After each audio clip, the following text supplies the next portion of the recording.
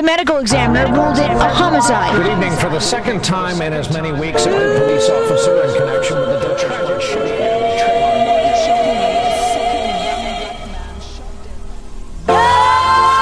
This is the revolutionary self-reevaluation of the Negro. This safe haven, chapel steeple for the upliftment of the people. And there is light. Like the sound of the pipe organ, before the king was crowned and the world knew his name, best believe he needed a forum.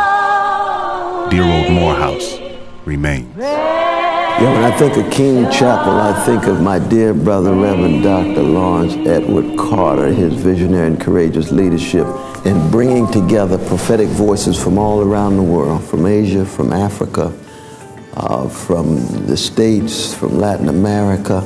He brings people who are fundamentally committed to trying to tell the truth and bear witness.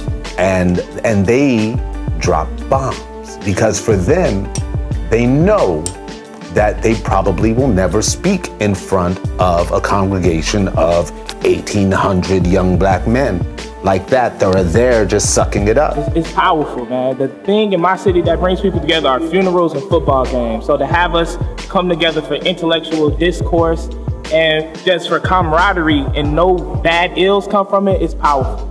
A lot of people try to say the HBCUs lack diversity, and what I've found is that there's a lot of diversity of thought and like behavior in the black community. And the weekly King's Chapel Crown Forums, I see that diversity and I appreciate that, and I just love my people even more. So when a Spike Lee or whomever arrives at that occasion and has the opportunity to speak to those kids, they say stuff that you're like, yeah, that they don't say on 60 Minutes, that they don't say on national TV, you know, that has this intimacy, this level of intimacy that really has never been matched in my life. There was instant news of another killing in Naples today. These are the times that try a black man's soul. Whether hands up or in illegal chokeholds, park pavilions or Walmart aisle foe. There are few safe spaces for brown male faces, constantly weathered and waned by societal strain. To turn boys to men before the end of the road, dear old Morehouse remains. That's probably the highest tribute to Martin King, because Martin, you know, he didn't want just brick and mortar. He didn't really want just folks to focus solely on him. He wanted people to focus on the tradition that produced him, because he's a part of that tradition, but he wants us to embrace that tradition, to become participants and not just spectators. When King Chapel was built in 1978, it was a beautiful building, and they knew that it was going to be a multi-purpose place. I mean, they had pageants and all types of stuff here, ranging from funerals to speeches. It was a heavily trafficked place. But over the next almost 40 years, very little money has been put into King Chapel. And the college, like most black colleges, has to make tough decisions every year. What's our budget going to do? And so it's not that King Chapel has been ignored by the college, but the college has to make tough decisions. This year, what will our budget do? Will we build a new dormitory? Will we build a new academic building? Do we have money for college scholarships?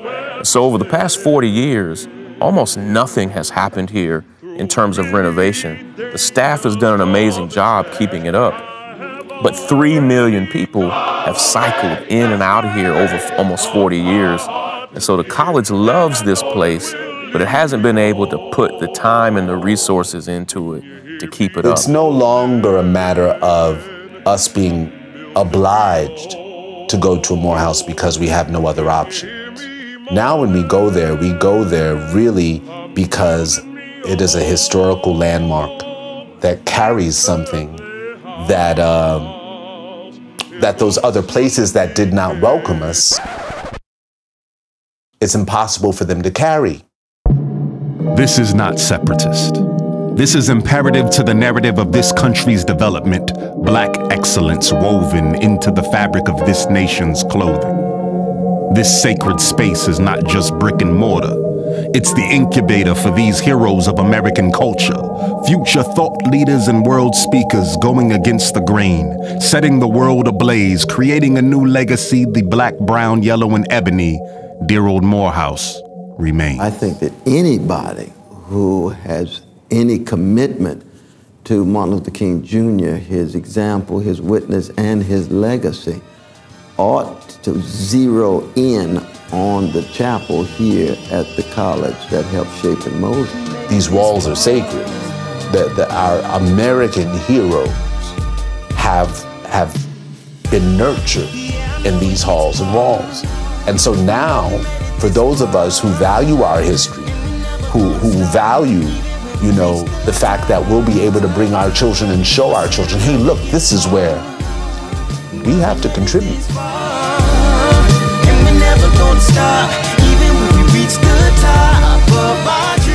And with your help, we can make sure dear old Morehouse remains.